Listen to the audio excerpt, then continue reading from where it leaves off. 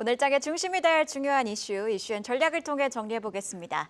야천투자연구소 남인호 소장, 유진투자증권 김영재 이사, LNS홀딩스 김서영 대표, IM증권 이화진 과장과 함께합니다. 어서 오세요.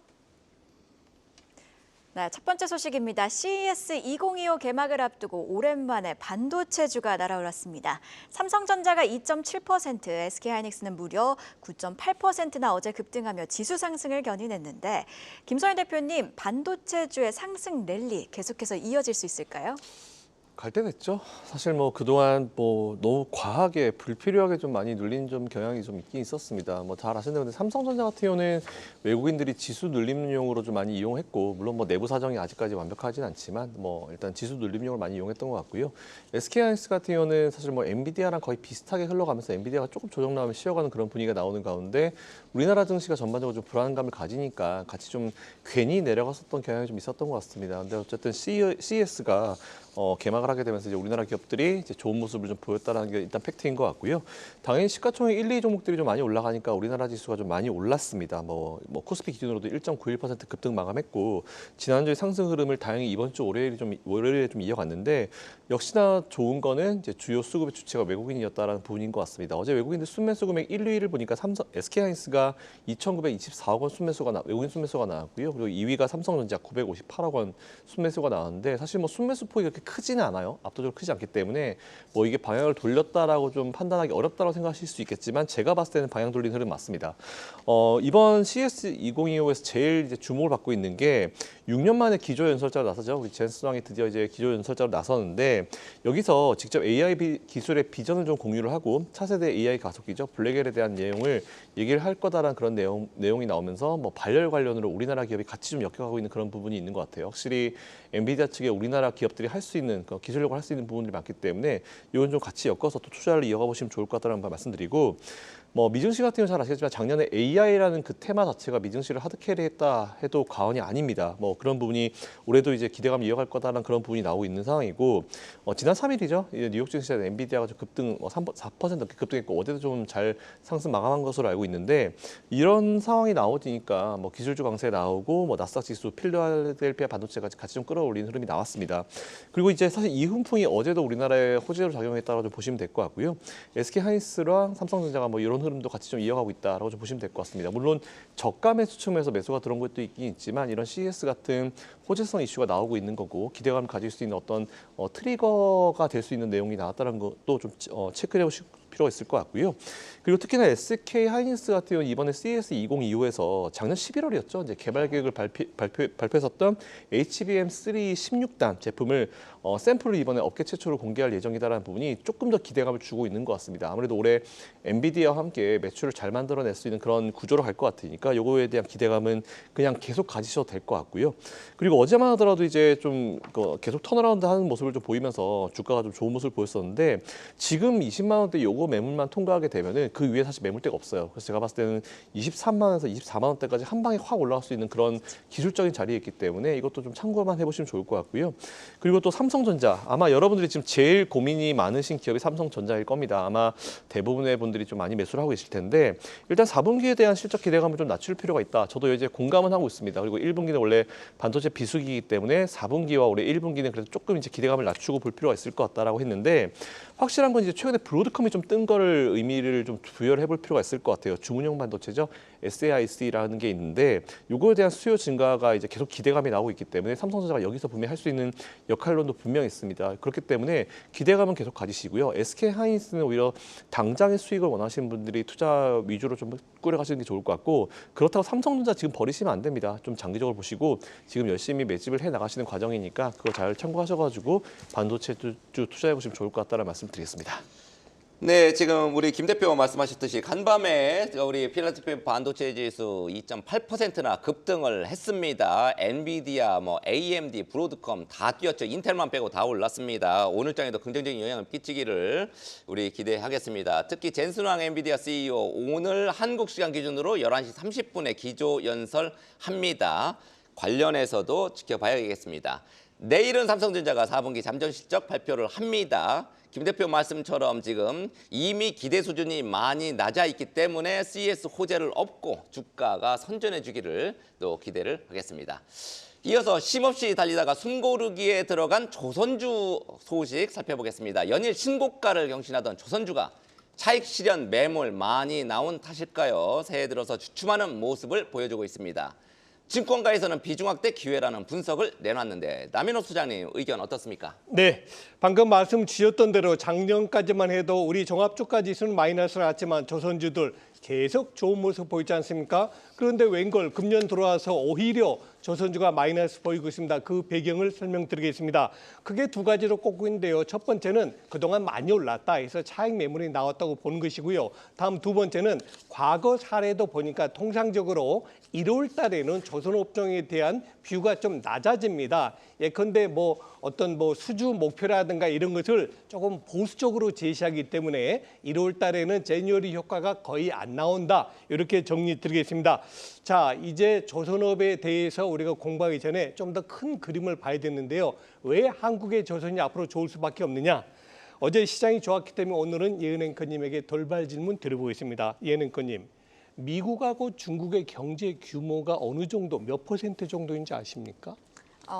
미국이 29조 달러, 중국이 18조 달러. GDP가. 그렇죠. 그러면 60한 4%, 3% 될까요? 아니, 그걸 항상 알고 계세요? 사실 양심 고백을 하자면 미리 알려주셔가지고 준비를 해왔습니다. 감사합니다. 비밀이 있었군요. 미국이 중국보다 약 한 40%가 앞섭니다. 즉 100대 60 정도 되는데 오히려 중국이 미국을 압도하는 규모가 있습니다. 두 가지죠. 첫째, 인구가 5배죠. 다음 두 번째가 뭡니까? 바로 선박 건조량입니다. 미국의 선박 건조량은 10만 톤이고요. 중국의 작년도 선박 건조량은 놀라지 마십시오. 2,300만 톤입니다. 다시 말해서 미국보다 200배가 더 크다는 얘기입니다. 여러분 좀 아시죠? 현대전은 해전입니다. 공중전입니다. 그런데 미국의 해군이 이제 점점 중국의 해군에 밀릴지도 모른다. 아직은 밀리지 않습니다. 이런 부분 때문에 미국의 트럼프 당선인이 작년에 우리나라 대통령한테 전화했지 않습니까? 한국 조선업 우리 좀 도와주세요. 자, 저는 그래서 이렇게 봅니다.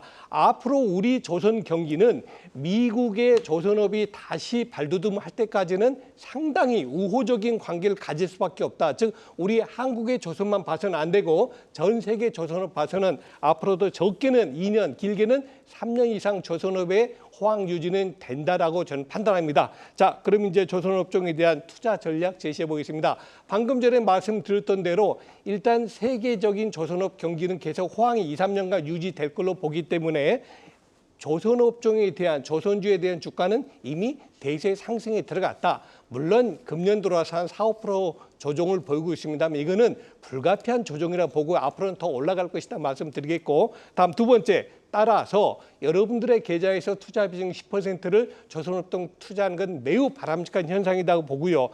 한국 조선이라 HD 한국 조선이라든가 하나오션 그리고 삼성중공업 등 빅3는 꼭 여러분들 계좌에 있으셔야 된다는 말씀드리고 마지막 세 번째입니다. 그럼 오늘 많이 올라가면 쫓아 사라는 얘기냐? 그렇지 않습니다. 왜? 이미 조선업종 주가가 적게는 50% 많게는 더블이 올랐지 않습니까? 그래서 이제는 올라갈 때 사시지 말고 오히려 조정을 충분히 보였다. 이럴 때 매수하시는 그런 투자 전략을 권해드리겠습니다. 네, 간밤 트럼프 당선인이 또 어떤 발언을 내놨냐면요. 미국 군함이 더 필요하지만 건조 능력이 부족하다. 동맹국을 이용할 수도 있다. 이런 발언을 내놨습니다. 그런 만큼 조선주들, 한국 조선주들이 수혜를 입을 가능성이 큰 가운데 조정 시 비중 확대, 추격 매수는 단자제하자. 이런 의견까지 들어봤습니다. 자, 계속해서 연초에도 후끈한 양자 테마주 한번 살펴보도록 하겠습니다. 이번 CES의 화두로 꼽히면서 미국과 우리 증시에서 급등을 넘어 폭등한 종목들이 속출하고 있는 상황인데요. 그런데 이화진 과장님, 이 기업들을 좀 살펴보면 대부분이 적자 상태라고 하죠. 네, 물론 이제 양자 컴퓨팅이 이제 상용화 되려면은 물론 시간도 굉장히 많이 필요하고 한 10년 정도 좀 생각을 하고 있는 것 같은데 물론 이제 전년도에 양자 컴퓨팅이 이제 본격적으로 상승의 흐름이 나왔던 거는 물론 이제 구글의 윌로우도 있고 물론 이번 CES 2025에서도 양자 컴퓨팅이 처음으로 이제 신설이 됐습니다.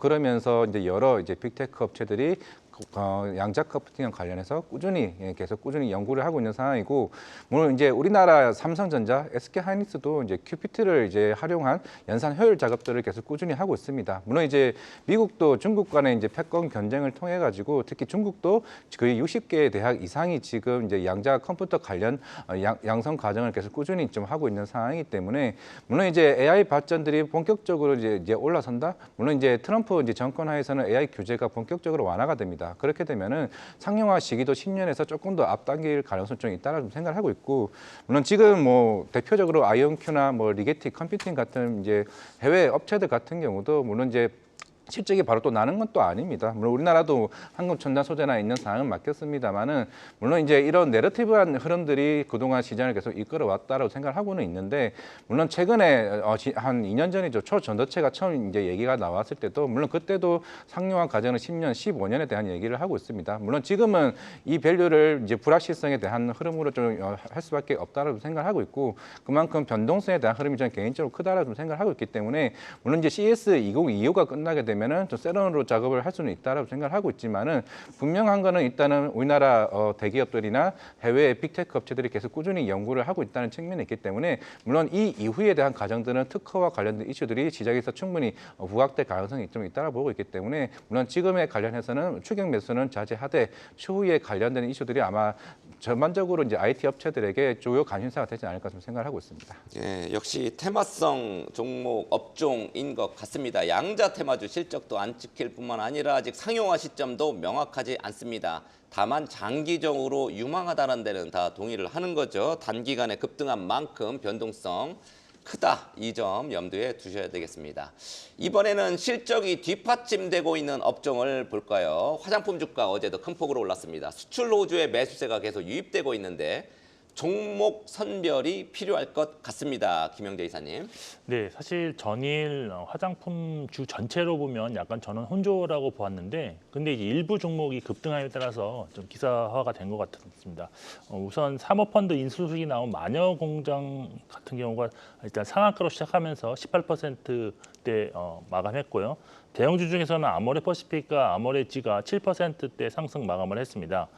최근 화장품주와 관련해서는 뭐 긍정적인 소식도 나오고 뭐 부정적인 소식도 있는데, 일단 긍정적인 소식으로는 지난해 국내 화장품 수출액이 100억 달러를 사상 최초로 돌파했다. 뭐 이런 얘기가 있었고, 또 미국에서 프랑스를 제치고 수입액 기준 1위에 등극을 했다. 뭐 이런 얘기도 있었습니다. 그리고 이제 최근에 이제 고환율이 지속되고 있는데, 수출 위주의 화장품 종목 같은 경우는 이런 고환율 수혜도 받을 수 있다는 점도 주가 상승의 긍정적인 재료로 작용을 하고 있는 상황입니다.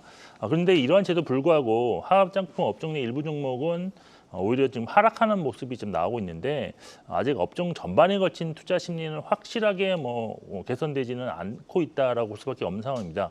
분명히 수출이 지속적으로 잘 되고는 있는데, 작년 3분기부터 나타나고 있는 시장 내 평가는 수출 피크에 대한 우려감이 좀 있는 편입니다.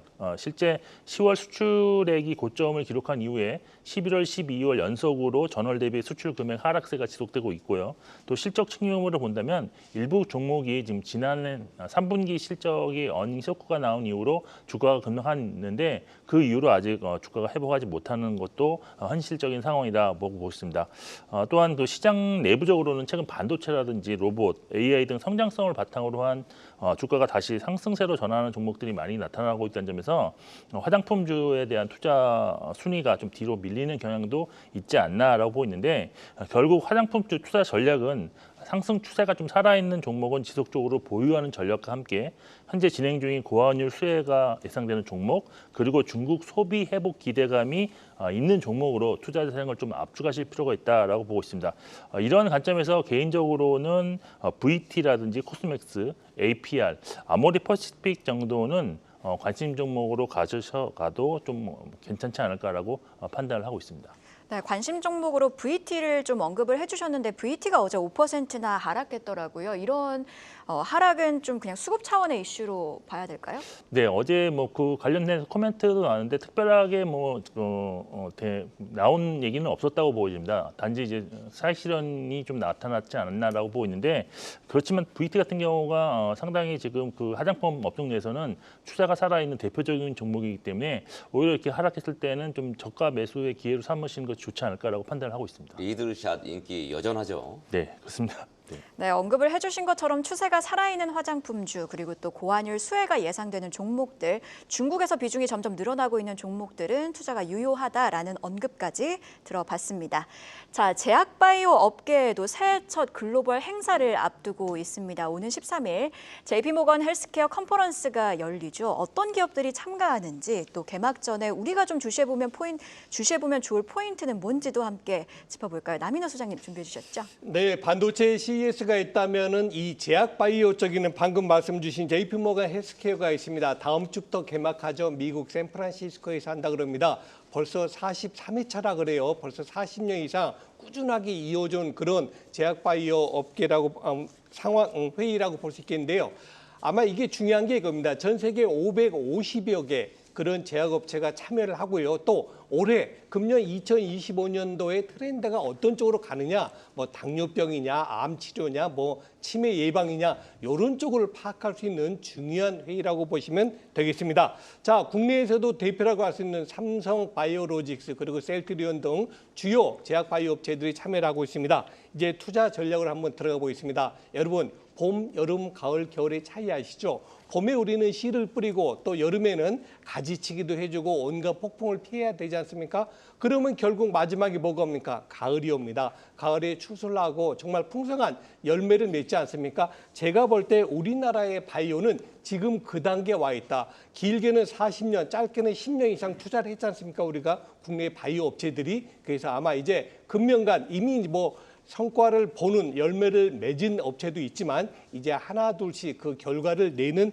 단계에 들어왔다. 그래서 5대 업종은 아니죠. 반도체, 자동차 그리고 그 5대 업종은 아니지만 8대 업종이 들어가지 않습니까? 방, 바이오, 금융, 방산 여기에 8대 업종이 들어가기 때문에 여러분들 계좌 10% 정도 투자는 좋다고 보고요. 마지막으로 요걸 꼭 강조드리고 싶어요. 어떤 종목 들어갈래? 저는 늘 강조드린 대로 업종 대표주가 가장 중요하다. 그래서 삼성바이오로직스라든가 셀트리온이라든가 유한양해라든가 이런 업종 대표주를 먼저 관심을 갖는 게 좋겠다. 이렇게 정리드립니다. 알테오젠도 있고요. 그렇죠. 코스닥에서는 또 알테오젠이 가장 또 대장주라고 볼 수 있겠죠. 알겠습니다. 국내 제약바이오 업체들 어떤 성과를 거둘지 함께 지켜보시고요. 또 이 새로운 소식들이 JP모건 헬스케어 컨퍼런스를 계기로 해서 나오면 저희 한국경제TV가 빠르게 전해드리겠습니다. 자, 이번에는 어제장 동반 상승세를 기록한 지주회사들 한 군데씩 살펴보도록 하겠습니다. 두산이 역대 최고가를 기록했고요. SK는 4%대 급등 마감했습니다. LS도 마찬가지였죠. 작년에 이어서 올해도 밸류업 모멘텀 이어지는 건지 김선영 대표한테 들어보겠습니다. 제가 며칠 전에 요거 말씀 드렸었던 것 같아요. 뭐 밸류업 정책 관련해가 작년에 되게 핫했는데 뭐 우리나라 여러 가지 이슈가 있으면서 지금 그 이슈에 묻혀가지고 기사화되지는 않지만 여전히 금융당국은 이 밸류업에 대한 빌드업을 잘 하고 있고 수정 보완할 거 하고 있고 그리고 넣어야 될 기업들 다시 넣고 있고 추가 뭐 이제 인덱스까지 만들고 있다라는 그런 말씀을 드린 적이 있었는데 조금 올라온 것 같습니다. 뭐 작년에 잘 아시겠지만 작년 상반기에 저도 주식 투자 20년 넘게 하면서 이제 와 이렇게 외국인들이 많이 들어왔나라고 생각이 들었었던 시절이 작년 초반이었는데 그때 당시 이제 그 외국인들 집중 순매수를 만들었던 게 기업 밸류업 정책이었었죠. 그것 때문에 굉장히 많이 좋은 흐름이 좀 나오고 있는데 그 초반의 흐름이 올해 우리나라 초반에도 들어오고 있는 것 같습니다. 이에 올해만큼 지금까지만큼 우리나라 증시가 전 세계 상승률 1위를 기록하고 있다는 그런 내용이 나왔는데 이 흐름이 제발 쭉 좀 이어졌으면 좋겠다는 생각을 가지고 있는데 작년 같은 경우는 잘 아시겠지만 밸류업 정책이 나오면서 이제 금융주들이 많이 떴어요. 근데 올해는 이제 지주사들부터 좀 뜨기 시작했습니다. 뭐 지주사는 제가 사실 작년에도 제가 좀 강조를 많이 들었던 기업들인데 지주사들이 자사주 소각 등 주주 환원을 늘릴 것이다라는 증권사의 보고서가 나왔는데 오랜만에 증권사 보고서 보고 제가 이거 공감 좀 되는데라는 보고서가 나왔는데요. 코스피 시장에서 두산이 종가 기준으로 뭐 1.73% 상승했고 역사상 최고치를 좀 갈아치웠습니다. 그러면서 30만 원 선을 좀 눈앞에 두고 있는 그런 흐름이 나오고 있는데 내용을 좀 보니까 이제 전 세계 현재 지금 사실 AI 대장은 엔비디아예요. 뭐 브로드컴이 따라하고 있다고 하지만 둘은 카테고리가 다르기 때문에 뭐 얘를 브로드컴이 엔비디아를 대체한다? 이거 불가능합니다. 카테고리가 다릅니다. 엄마 아빠 싸움이죠. 어쨌든 이제 엔비디아의 동박 적층판 CCL이죠. 이걸 공급하는 두산 자체 사업이 있고 여기다가 이제 지주사의 주주 재고 정책까지 좀 포함 들어가면서 증권사 리포트가 이제 두산을 최고가로 이끌었다고 좀 볼 수 있을 것 같고 저는 이게 적절한 것 같습니다. 일단 뭐 자체 사업도 좋은 상황이고요. 그리고 이제 주주 재고 정책까지 노력을 기울이고 있으니까 당연히 주요 주체들, 투자 주체들, 외국인들이 좋아하지 않을 수가 없을 것 같습니다.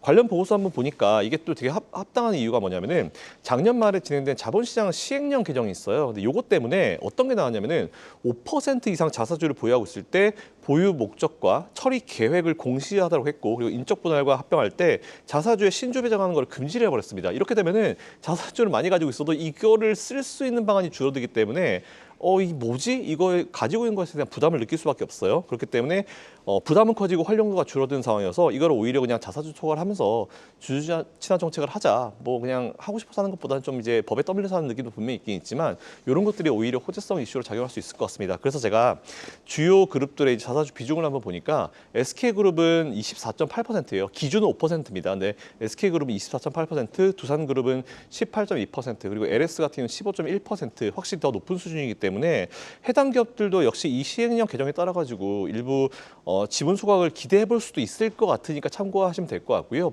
지주사가 포인트입니다. 그럼 이제 뭐 관련 업종에서 이제 지주사들 되게 많잖아요. 뭐 2차전지는 뭐 에코프로그룹도 있고 그리고 포스코홀딩스도 있고 이런 것도 있기 때문에 확실히 올해는 지주사의 해가 되지 않을까라고 생각하고 있습니다.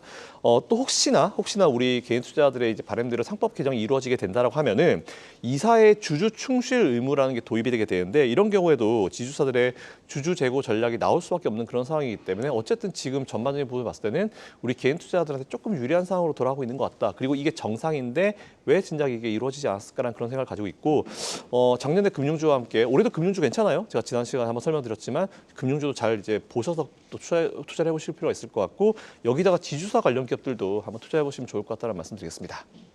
네, 김철 대표님께서 늘 강조하신 주주가치 제고 전략 올해를 원년 삼아서 개인 투자자들에게 긍정적인 투자 환경이 조성되길 진심으로 바랍니다. 다음은 오늘장 종목 전략 이어가도록 하겠습니다. 이화진 과장님께서 펄어비스와 시프트업을 가지고 오셨는데 올해 신작 발표를 앞둔 게임주들입니다. 주가는 좀 충분히 조정을 받은 상황이기도 한데 두 종목 현 시점 투자 매력도가 있다고 보시는 걸까요? 주가는 막 많이 엇갈렸죠. 네, 많이 엇갈렸는데 왜 크래프톤과 넷마블이 아니고 펄어비스랑 이제 시프트업이냐? 일단 상반기 때는 전 시프트업을 보고 있고 하반기는 일단 펄어비스를 보고 있습니다. 물론 이제 작년에 이제 4월달에 스텔라 블레이드가 나오게 되면서 물론 대략 한 150만 장에서 200만 장이 팔렸고 일단 BAP는 250만 장입니다. 물론 이제 소니와 이제 PS5 이제 독점 계약을 했기 때문에 결국에는 한 12개월, 한 10개월에서 12개월이 지나야 이제 스팀 판매 쪽의 출시가 가능하기 때문에 작년에 4월에 나왔다면 올해 2분기나 3분기쯤에 이제 스팀 판매가 본격적으로 나오고 있는데 일단 회사 입장에서는 한 500만 장을 목표로 두고 있습니다. 물론 이제 2분기 때는 이제 소니와의 이제 리쿠 계약 상태이기 때문에 판매의 일부분은 소니 쪽에 들어갔고 그러면 2분기, 3분기 때부터는 3분기 때부터는 본격적으로 대부분의 이제 판매량은 이제 시프트업이 다 가져가는 거기 때문에 그에 대한 모멘텀이 하나 있다라고 보이고 있고 문제 승리에 이어진 니케가 전년도에 이제 결국에 중국 외자 판호를 받았죠. 물론 최근에 중국이 지금 내부 소비 진작에 대한 경기 부양책을 계속 하고 있는 상황이기 때문에 빠르면 저는 1분기 때 승리의 여신 니케가 중국에서의 사전 예약 기간이 조만간 좀 나오지 않을까라 본다라고 하게 되면은 워낙 이거는 이제 일본에서 이제 그 점유율을 55%까지 올라갔고 그만큼 그 관련된 서브컬처 이제 장르에서도 압도적인 순위를 한번 올라갔던 적이 있기 때문에 이번에 중국에 빠르게 진출한다라고 하게 되면은 추가적인 상승 흐름이 전 개인적으로 나올 수 있다라고 보이고 있습니다. 물론 이제 두 번째 펄어비스 같은 경우는 물론 이제 이번에 12월달 더 게임 어워즈에서 이제 대표가 얘기했던 거는 올해 4분기 때 이제 출시를 한다라고 얘기를 했습니다. 사실 그동안 오랜 기간 동안 계속 지연된 이슈가 주가를 계속 이제 하방으로 좀 보여줬었는데 그러면 이제 대부분의 게임사들의 이제 개발 비용을 봤을 때는 대략 한 1,000억에서 1,500억 정도 좀 계산을 하고 있습니다. 물론 지금 시장에서 보는 이제 컨텐츠 자체가 600만 장으로 봤을 때는 보통 타이틀 한 개당 7만 원을 계산을 해봤을 때 보통 7천억에서 한 8천억 정도 매출이 나온다라고 하게 되면은 결국에는 대략 한 200만 장, 300만 장 이상만 나오면은 적어도 BEP는 한다라고 가늠을 해볼 수 있을 것 같습니다. 물론 이제 작년에 워낙 중국에 있는 게임사들이 그만큼 이쪽 콘솔 시장을 뜨겁게 달구었던 만큼 만약에 지금 이제 붉은 사막이 본격적으로 지속적으로 이제 올해 흥행을 한다라고 하게 되면은 매년마다 지금 신작이 준비가 되어 있습니다. 우리가 흔히들 알고 있는 도깨비도 마찬가지고 플래닛 등 이제 여러 콘솔에 대한 대표적인 작품들이 연간마다 나올 가능성이 있기 때문에 하반기 때는 저는 펄어비스를 좀 공략을 해볼 필요 있다라고 좀 말씀을 드리겠습니다. 네, 그때 대신에 이제 최근에 주가가 많이 뛰었던 시프트업, 단기적으로는 이 시프트업을 조금 이제 지켜봐야 된다 이렇게 이제 얘기를 해주셨고요. 장기적으로는 하반기에는 펄어비스 이렇게 얘기를 해주셨습니다. 오늘 개장 전 체크해야 될 포인트 많습니다. 김영재 이사님이 정리해 주시겠습니다. 네, 주말 나온 마이크로소프트 AI 관련 투자 소식과 그다음에 대만 폭스콘이 4분기 호실적을 발표하면서 엔비디아 최고가 갱신을 포함한 미국 빅테크들이 강세를 보였는데요. 특히 마이크론 테크놀로지 역시 10.4% 급등 마감했다는 점 참고하시면 좋을 것 같고요. 또한 워싱턴 포스트지가 트럼프의 관세 정책 예상보다 축소될 수 있다고 보도했는데 트럼프 당선인은 이를 가짜 뉴스라고 부인했지만 이에 달러 인덱스도 소폭 하락하고 비트코인도 10만 달러를 재돌파했다는 점도 참고하시면 좋을 것 같습니다. 그리고 이제 CS2025가 오늘부터 10일까지 개최되는데 오늘 국내 시간으로 오전 11시 30분으로 예정되어 있는 엔비디아의 젠스랑 CEO의 기조연설이 관심이 지금 집중되고 있는데 개최 이전에 이미 로봇, 반도체, 양자 컴퓨터 종목 상승률이 높았던 만큼 박람회 기간 이후 세론도 고려하신 투자 전략이 좀 필요하지 않을까라고 보고 있습니다. 그리고 어제 시간의 특징지로는 CES 2025 개방을 앞두고 유리기판 테마가 상승하였다는 점, 그리고 초전도 물질 발견 소식으로 초전도체 관련해 서남이 상한가를 기록했고 또 젤렌스키 대통령이 트럼프 취임 이후에 종전 협상을 기대한다는 발언이 있은 이후에 우크라이나 재건 테마가 상승했다는 점, 이런 점이 오늘 정규 시장에서도 영향이 있다는 점도 참고하시면 좋을 것 같습니다. 네, 이렇게 이슈앤 전략 네 분의 전문가와 함께 개장 전 꼭 확인해야 할 뉴스들 체크하고 전략까지 세워봤습니다. 고맙습니다. 계속해서 다양한 경제 이슈를 알고 싶다면 구독과 좋아요, 알림 설정 부탁드립니다. AI 캐스터 권미정이었습니다.